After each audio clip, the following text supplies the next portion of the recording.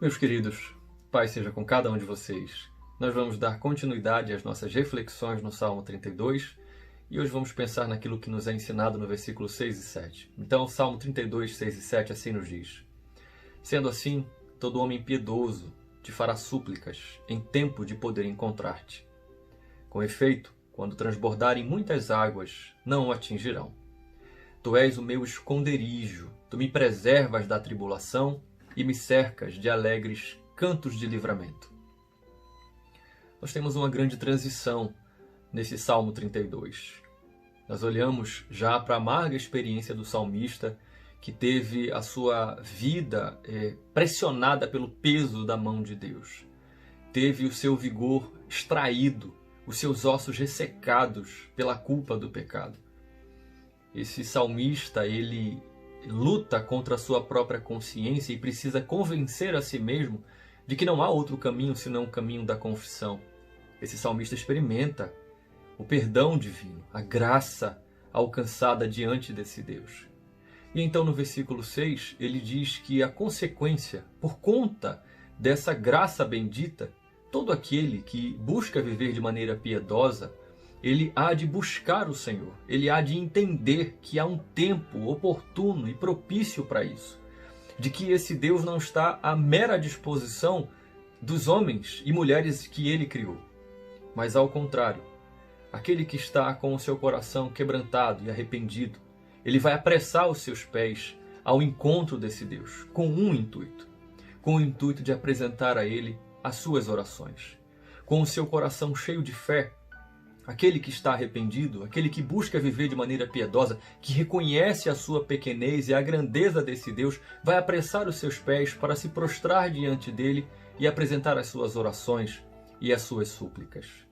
E a graça do perdão divino é tamanha que a disposição e o entendimento do salmista agora muda completamente. Ele tem uma profunda convicção de que quando as muitas águas se levantarem, elas transbordarem, elas não vão atingir aqueles que estão arrependidos aos pés de Deus. Muitas águas na literatura de sabedoria indica uma série de tribulações, um conjunto de tribulações e de aflições que vem sobre o ser humano.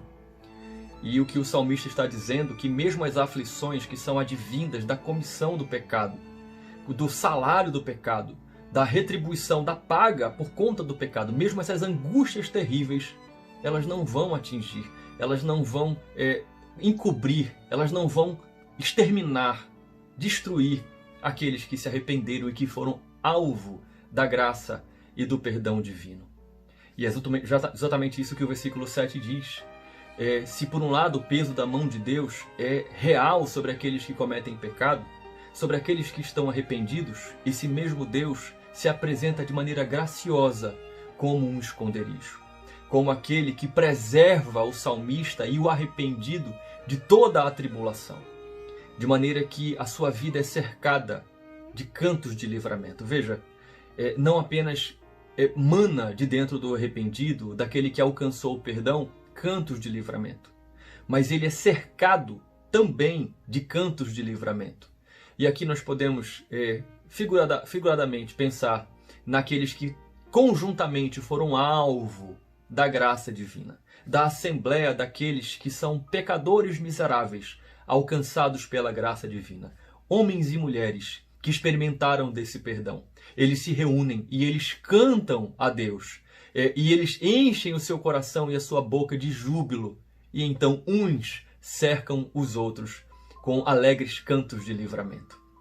Que grande lição esses dois versículos trazem ao nosso coração.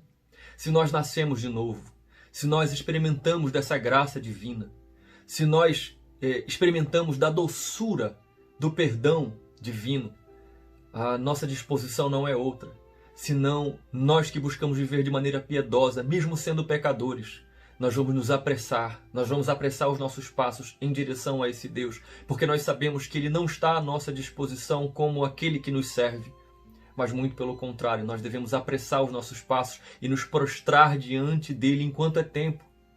E então Ele vai de maneira graciosa e paterna se mostrar como aquele que nos perdoa, de maneira que mesmo as agruras do pecado não hão de nos destruir.